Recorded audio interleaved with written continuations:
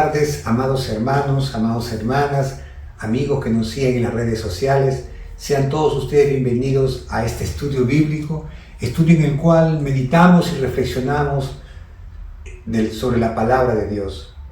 Este es un tiempo de bendición, tiempo de sumirnos, de sumergirnos en la bendita palabra de Dios y dejar que ella nos oriente y nos guíe para cada día darnos cuenta y entender y comprender más y más la forma con la cual nosotros, como hijos de Dios, debemos de comportarnos, adquirir conocimiento para no salirnos de la verdad de Jesucristo. Y aquellos que nos acompañan, pues qué mejor ejemplo, qué mejor paralelo que nosotros podamos ver a través de la palabra de Dios en qué estamos fallando, en qué nos estamos equivocando, y qué mejor que ser guiados por la luz de Jesucristo. Y esa misma luz, amigo, que nos sigues a través de las redes sociales, esta palabra va a impactar en tu vida. Es Dios el que va a comenzar a hacer esa obra perfecta en tu vida, siempre y cuando tú te rindas a Él y permitas que Él entre a tu corazón, de tal manera que Él pueda originar y gestar esa transformación, pueda crear en ti ese nuevo hombre, esa nueva mujer, en la medida y la estatura de Jesucristo. Sin más preámbulos, amados hermanos, vamos a tener un tiempo de oración para comenzar el estudio bíblico el día de hoy. Amado Padre Celestial, te damos gracias, Señor, gracias por un día más, gracias por el privilegio de conocerte, Señor, gracias por poder estar en este estudio bíblico, Señor, gracias por el privilegio que nos das de tener tu palabra preciosa y ser guiados y enseñados por ella. Bendito Dios, ahora prepara nuestros corazones, Señor eterno, quita todo pensamiento que pueda perturbarme, que pueda entorpecer el poder comprender tu palabra. Padre Santo, habla a mi corazón el día de hoy. Nosotros disponemos todo nuestro ser para ser enseñado a través de tu palabra. Gracias te damos en el nombre de Jesús. Amén y amén. Bien, amados hermanos, estamos en Mateo 12. Ya hemos avanzado 12 capítulos de Mateo. Estamos en Mateo 12, versículo 22 al 32. Hemos dividido de ahí desde el versículo 22, donde hemos visto que era Jesús el siervo escogido, aquel que había sido diseñado y apartado para hacer la obra perfecta de Dios. Ahora vamos a ver una acusación que hay contra Jesús, cómo se le acusa a Jesús de echar fuera demonios siendo guiados por Belcebú. Pero vamos a ver que este texto se centra en la acusación contra Jesús, pero a la vez también establece la blasfemia contra el Espíritu Santo. Dos cosas que nosotros vamos a ver a veces, cómo las personas que se dicen ser religiosos acusaban a Jesús, usaban malas tretas, lo oscuro de su corazón, para no entender que Él era el Dios encarnado y hecho hombre, que Él era el Mesías esperado y que lo que Él hacía era por efecto del poder de Dios. Y Jesús por eso acaba de establecer y va a decir claramente que la blasfemia contra el Espíritu Santo no va a ser perdonado ni en este siglo ni en el venidero. Ahora, dar una blasfemia contra el Espíritu Santo o blasfemar, que era lo que estaban haciendo los fariseos en contra de Jesús, que era una expresión, una especie de insulto, un agravio contra algo sagrado, contra algo que era apartado de Dios, que era el caso de Jesús. Jesús dice, bueno, la blasfemia contra el Hijo del Hombre va a ser perdonado, pero contra el Espíritu Santo no va a ser perdonado. Y acá nos va a dar dos pautas, hermanos, para que tú y yo aprendamos que en este curso de nuestra vida, de la vida como cristiano, de la vida como persona, vas a recibir distintas acusaciones, acusaciones injustas. Jesús las padeció. Jesús recibió esos agravios, esos insultos, esa diatriba tan maligna, tan malsana de acusarlo, que él echaba fuera demonios por Belcebú. Por eso que Jesús va a establecer, va a ser claro y a la vez va a sentar las bases para advertirnos a ti y a mí que hay algo que no podemos nosotros transgredir, que si hacemos algo y vamos contra el Espíritu Santo, no vamos a tener perdón. Por eso nosotros no podemos dejar de leer la palabra de Dios para entender, para conocerla, para ver nuestras limitaciones. Por eso, hermano, hermana y amigo que nos sigas, es importante, es muy importante leer las Escrituras, conocer lo que está escrito, para yo darme cuenta. Pero dicen, no, pero es que la gente, no, es que no nos interesa, ¿sí? Ellos están muertos en sus delitos y pecados, ellos tienen una venda que no les permite ver la verdad. Por eso encontramos tanta gente mentirosa, tanta gente que comete errores y no quiere dar su brazo a torcer, no quiere reconocer sus errores, se encierra en su egocentrismo, en su soberbia, en su altivez. Gente que vemos que hace y deshace a su criterio. Gente que el día de hoy puede decir una cosa y después dice otra cosa y después otra cosa, y cada cosa que va diciendo es una mentira tras otra, pero no tienen ningún tipo de arrepentimiento. Eso es lo que nos diferencia y lo que Dios pone en claro, que nosotros tengamos cuenta que Dios siempre nos tiende la mano para perdonarnos, pero acá en su palabra establece algo que no va a alcanzar perdón. Es por eso, hermano, que he querido en tu Biblia que tú puedas tener, el subtítulo es más largo, lo he dividido en dos partes porque creo que esto es importante, que no podemos de distraernos, no se trata de avanzar, se trata de aprender, para no tener argumentos que nos puedan decir, no, pero es que a mí no me enseñaron, es que a mí no me dijeron, ¿no?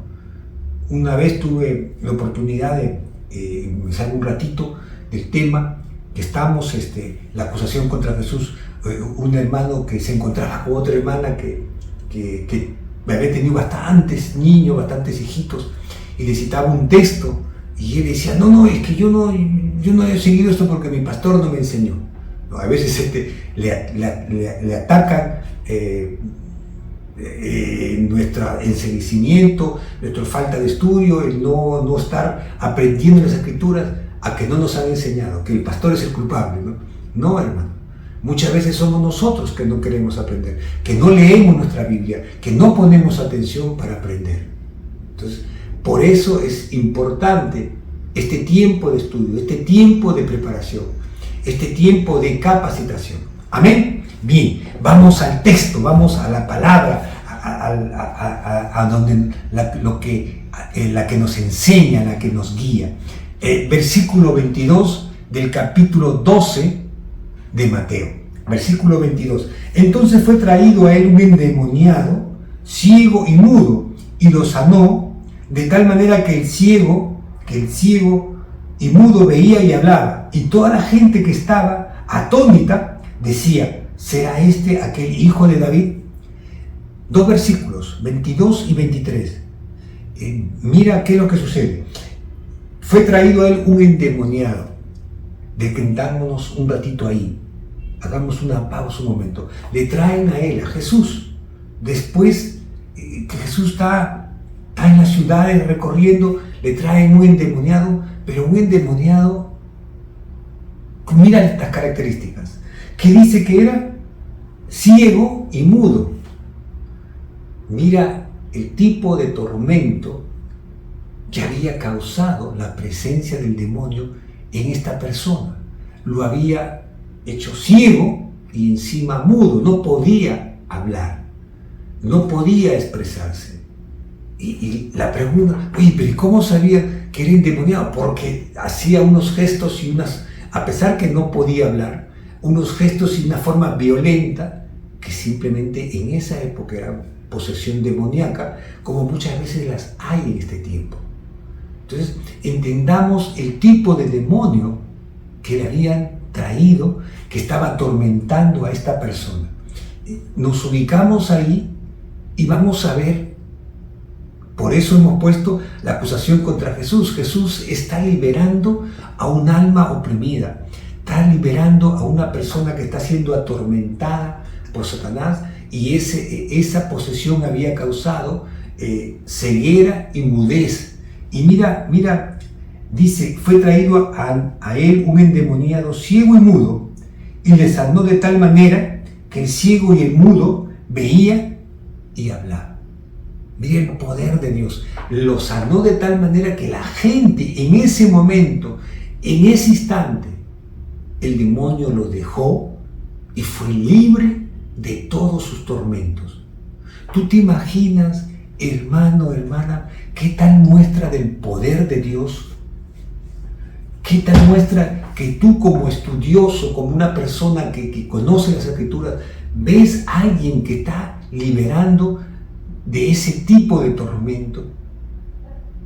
Tú tienes que reconocer que esa persona no es un común y corriente, no es un brujo ni es un mago, no, están trayéndole a él una persona que estaba poseída, la gente que lo conocía, que sabía, no es alguien que de improviso, no, la gente quedó atónita. ¿Por qué? Porque había gente que lo conocía, gente que había visto su conducta. Porque si yo no lo conozco, no sé cómo se habrá comportado, en realidad no sé si hasta endemoniado será.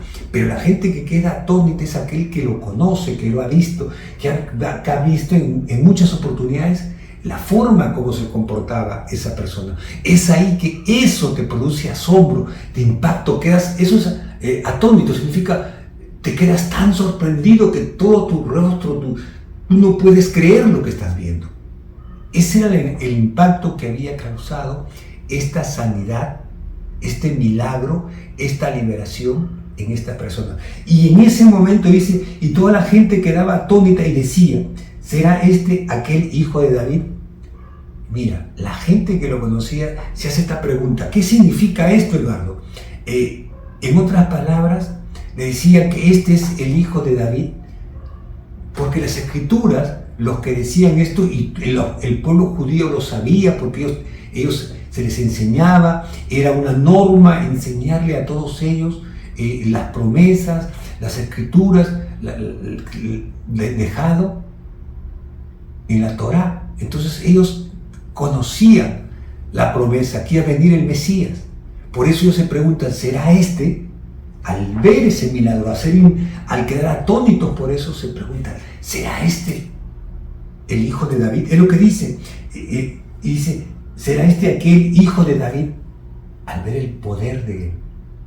Y los fariseos, los pseudos estudiosos, que eran más que esa gente que comenzó a pensar eso, los que conocían las Escrituras, los que estudiaban, mira lo que decían. Mira lo que decían versículos 25 y 26. Perdón, 24. Mira, dice, mas los fariseos al oírlo decían, este no echa fuera los demonios sino por Belcebú, príncipe de los demonios. Miren la acusación, miren la respuesta de los pseudos estudiosos, los que conocían las Escrituras. Miren cómo ellos manejan esa autoridad, ese dominio que ellos tienen ante el pueblo, ante la gente que está ahí, cómo ellos comienzan a decir, cómo ellos comienzan a acusarlo. Mira, mas los fariseos al oírlo decían, este no echa fuera los demonios sino por Belcebú, príncipe de los demonios. O sea, le dice, eso no es poder de Dios para que ustedes digan que será este el hijo de David, eso lo hace por Belcebú. ¿Por qué la palabra Belcebú? ¿Por qué la palabra Belcebú, porque este Belcebú era un demonio. Era un demonio que deriva de la palabra Belzabat, que era un demonio de los filisteos. Un demonio que ellos le ofrecían sacrificio, y su palabra Belzabat significaba rey de las moscas, era un demonio apestoso, donde había unas moscas de los excrementos. En otras palabras, esta era una injuria, un insulto hacia Jesús. ¿Me entiendes? Era la peor injuria que podía haber, acusarlo de eso, que él era un demonio, que él lo hacía como resultado del poder del demonio. Mira, ¿ves? Sino por Belcebú, príncipe de los demonios. Entonces, acá tenemos que ver que Jesús, sabiendo el pensamiento de ellos, sabiendo y conociendo cuál era su pensamiento, versículo 25, sabiendo Jesús los pensamientos de ellos, le dijo: todo reino dividido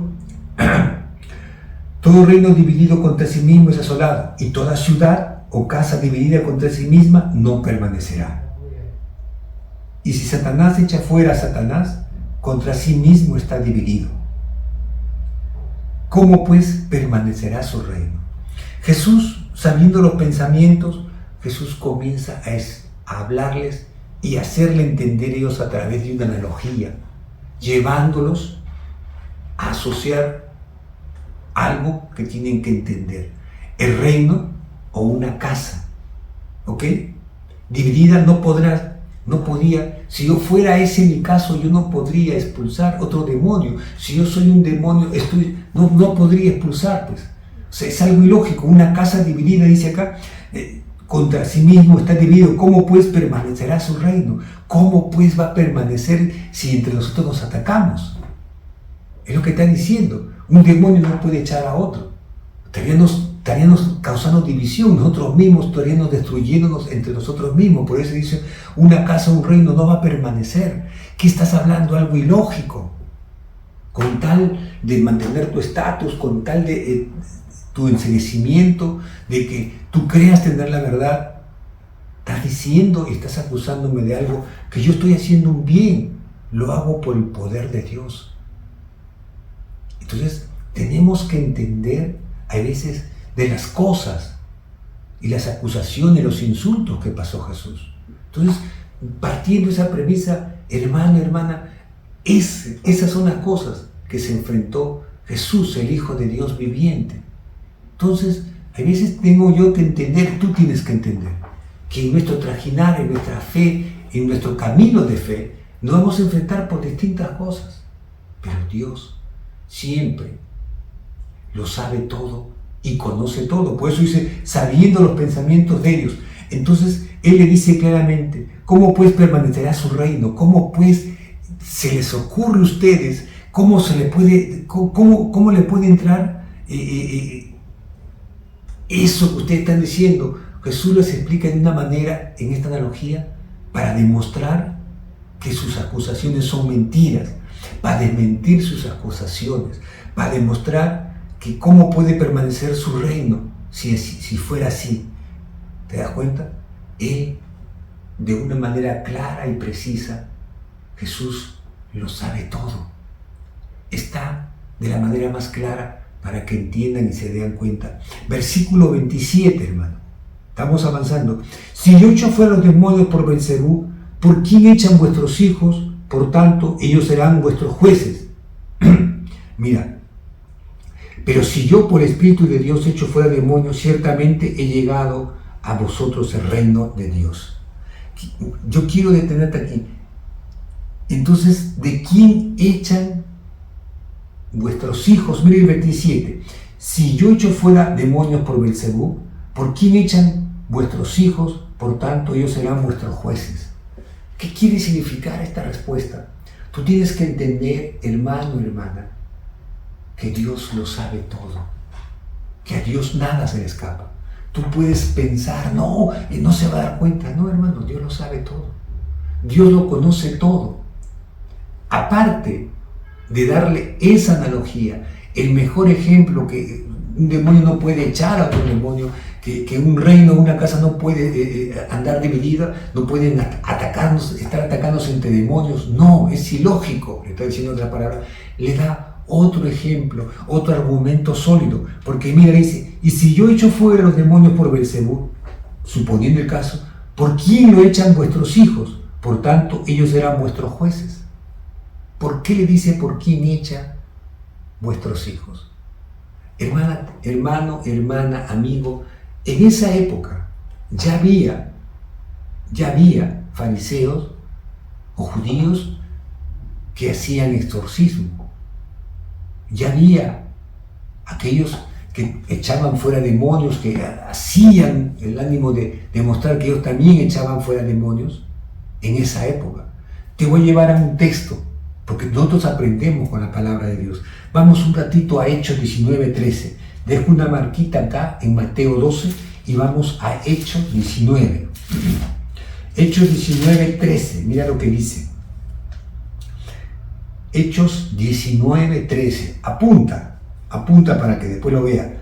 Pero algunos de los judíos, exorcistas ambulantes, ojo acá, exorcistas ambulantes, intentaron invocar el nombre del Señor Jesús sobre los que tenían espíritus malos, diciendo: os conjuro por Jesús, el quien predica Pablo. Acá Pablo está en Éfeso. Ellos sabían el poder de Dios. Y dice que había, ¿qué dice que había? Había judíos exorcistas ambulantes. ¿Qué significa? Que en esa época, hermano, había tanta posesión demoníaca como lo hay ahora. Pero había ambulantes que vivían, judíos, que se dedicaban a hacer exorcismo, a echar fuera demonios. Y no encontraron mejor argumento que hacerlo, que dice: os conjuro por Jesús, el que predica. Mira, ahí nomás. O sea, si en esta época, hermano, antes ya había este tipo de judíos. Por eso Jesús les dice acá, mira, Jesús lo sabe todo, dice: ¿por quién los echan vuestros hijos? O sea, ¿por quién los echan? Los demás judíos que son vuestros hijos.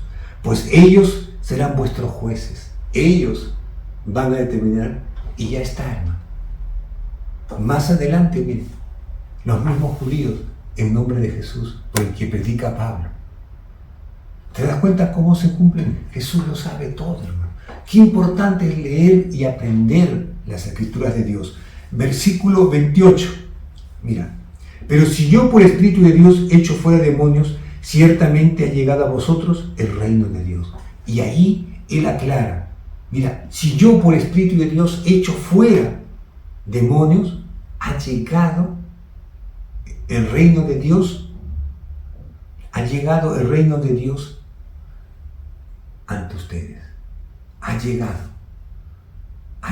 el reino de Dios. Le dice: yo lo hago porque el reino de Dios se ha acercado. Ha llegado el momento en el cual el reino de Dios está para el servicio de todos. Ha llegado el reino de Dios a vosotros. Es el poder de Dios. Es el reino de Dios expresado en Jesús.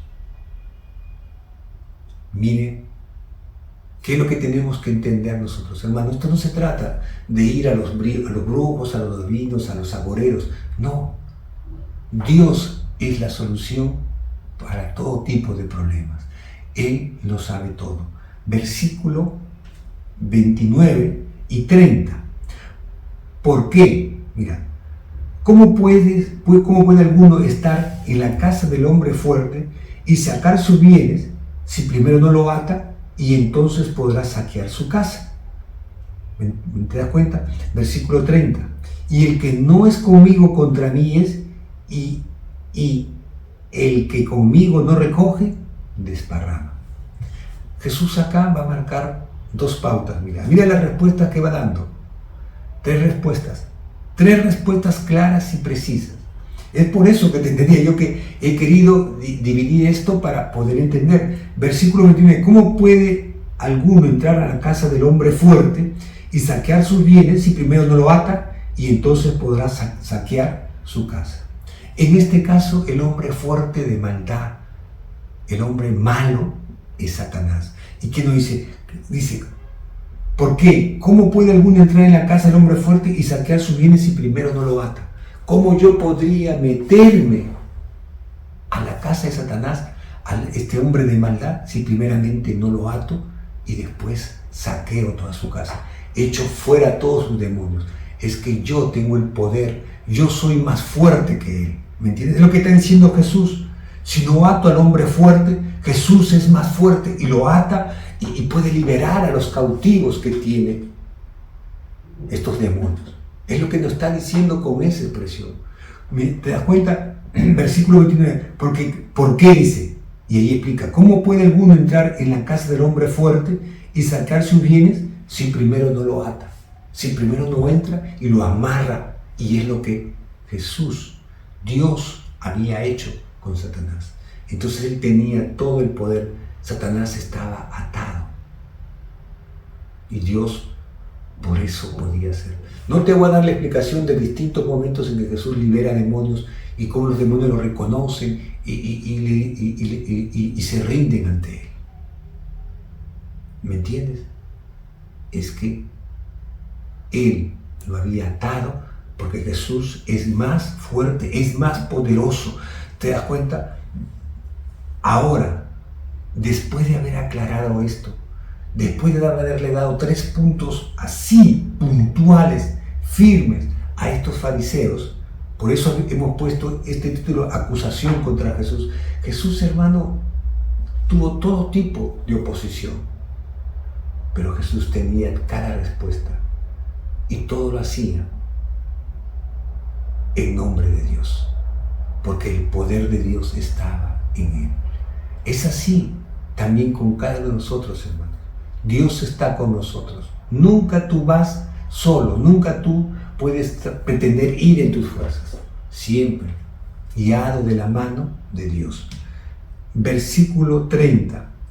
El que no es conmigo contra mí es, y el que conmigo no recoge, desparrama. Mira, hermano, es que el que no es conmigo, es que, ¿qué está diciendo en este texto Jesús? ¿Qué está aclarando? El que no es conmigo, en otras palabras, no hay término neutro.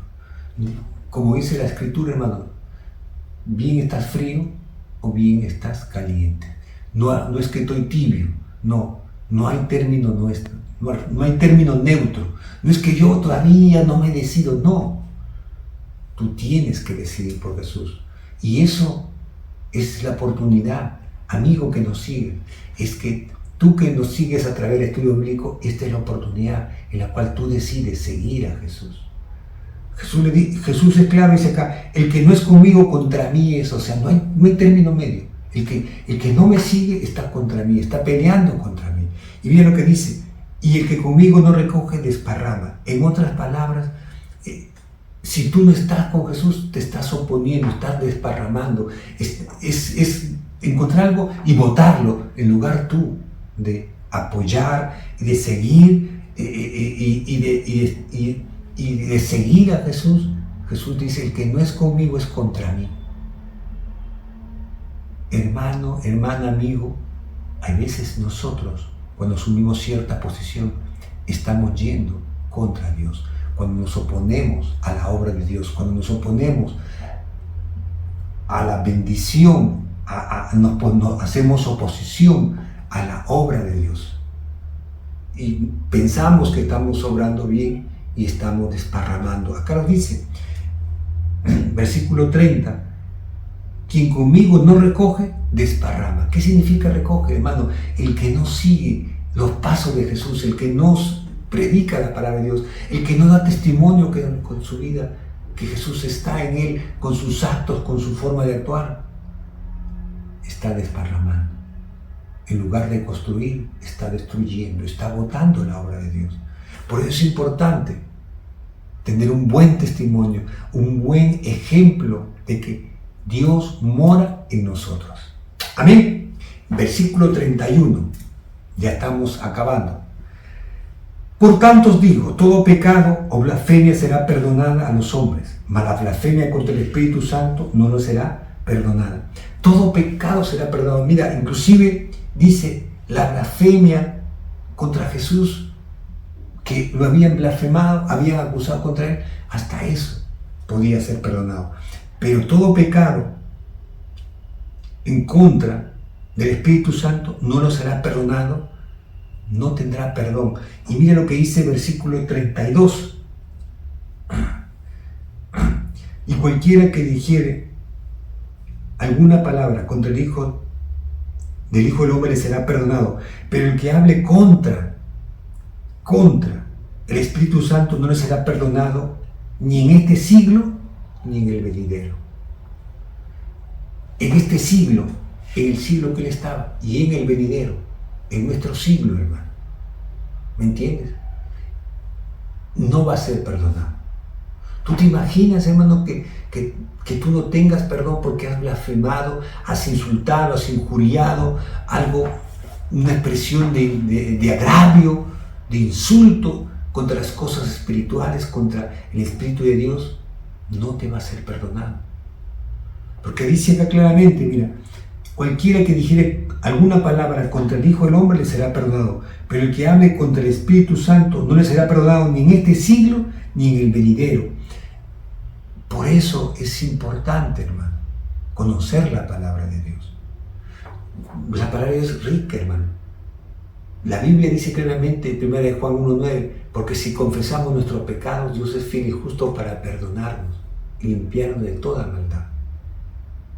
Dios nos perdona, pero lo que no va a ser perdonado va a ser la injuria, la blasfemia, el insulto contra el Espíritu Santo, ni en este siglo ni en el venidero. O sea, no va a ser una cuestión de tiempo, no va a haber cambio, eso va a permanecer así, está diciendo Jesús. Por eso es importante, hermano, darnos cuenta.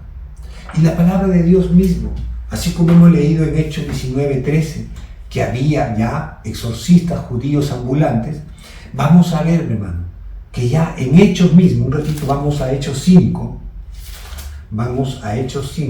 y vamos a encontrar a Gamaliel.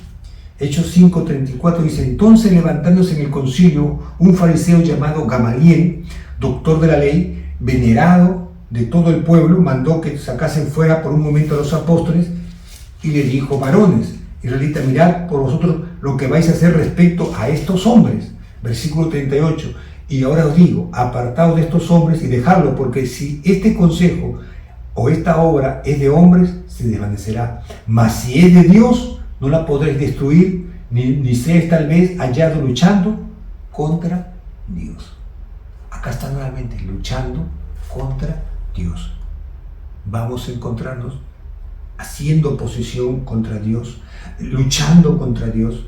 Entonces, hermano, no va a ser perdonado. Es lo que está advirtiendo Gamaliel. Varones, saquen a esto. Dejemos a estos hombres. Hermano, qué importante darse cuenta. ¿Qué estoy haciendo? No estoy actuando bien. Esto no es lo justo, no es lo que Dios quiere. Entonces yo tengo la capacidad. Gamaliel dice que era un doctor de la ley, respetado por todo, y tomó esa decisión. Por eso, hermano, tenemos que tener mucho cuidado y conocer nuestras limitaciones y conocer la palabra de Dios. Dios nos ama con amor eterno. Ahí nos quedamos, amados hermanos. Ahí nos quedamos. Vamos a orar para dar por terminado la clase del día de hoy. Ahí nos quedamos. Amado Padre Celestial, Dios Todopoderoso, te damos gracias, Señor. Gracias por este tiempo precioso. Gracias por este estudio, amado Dios. Gracias, Señor, porque ahora entendemos nuestras limitaciones. Señor eterno, gracias, amado Padre. Gracias, Rey de Reyes y Señor de Señores, por tu palabra preciosa. Sella tú, Señor, el corazón de cada uno de mis hermanos, de mis hermanas y de los amigos que nos siguen, Señor. Que ellos tengan real conciencia de lo que tú deseas de cada uno de nosotros, Señor. Que cada uno de nosotros conozcamos más de tu bendita palabra. Y que ella cada día nos haga más libres y nos guíe más a andar por caminos rectos, por senda de justicia. Gracias te damos en el nombre de Jesús. Amén y amén. Dios me los bendiga, amados hermanos. Nos vemos el próximo miércoles. Bendiciones.